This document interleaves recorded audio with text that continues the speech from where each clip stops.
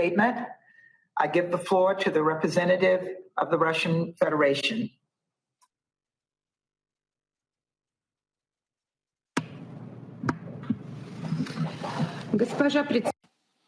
Madam President, at the beginning of my statement, I would like to congratulate the United Kingdom on the end of their presidency of the Security Council and extend my greetings to you, Ambassador Thomas Greenfield, and wish you a successful presidency of the Council in March.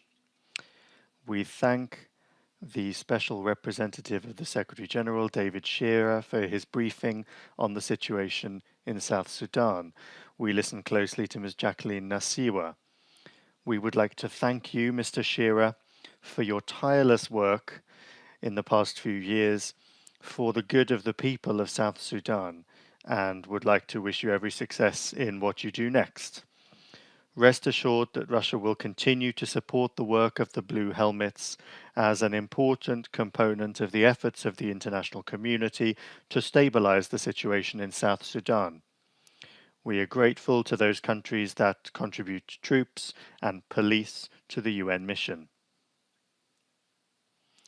We would also like to highlight the fact that the UN mission in South Sudan, with the Security Council's authorization, quickly sent 2 infantry companies and military utility helicopters to strengthen the UN peacekeeping mission in neighboring CAR, where urgent assistance was needed in the context of the electoral process.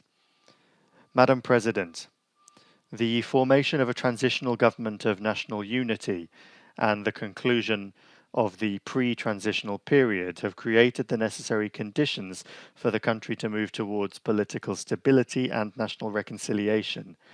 This has already led to a significant reduction in violence and a steady improvement of the situation in terms of humanitarian access. We can see that the authorities in Juba have responded properly to the signals from the international community and regional mediators to accelerate the political settlement process and state building. In this connection, we welcome the decisions of the Presidency of the Republic on a number of key matters, including finalizing the formation of executive bodies at the state and county level, agreeing on the composition of a new transitional national legislative assembly, and the graduation of the first soldiers from the joint armed forces. And we await the prompt implementation of these decisions. We welcome the fact that the South Sudanese parties were able to reach an agreement on a candidate for governor of Upper Nile State.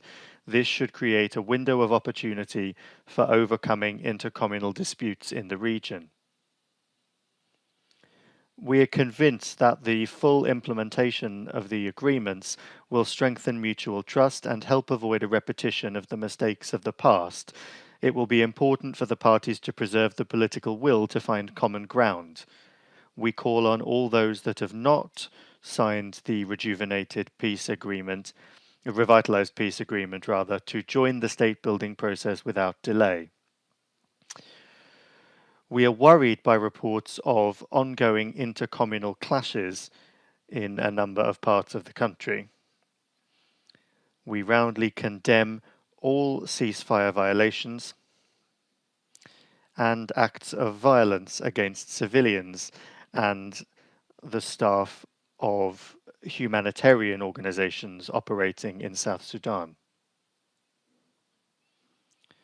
We welcome the mediation efforts of the African Union and the member countries of the Intergovernmental Authority for Development to support the implementation of specific provisions of the peace agreement.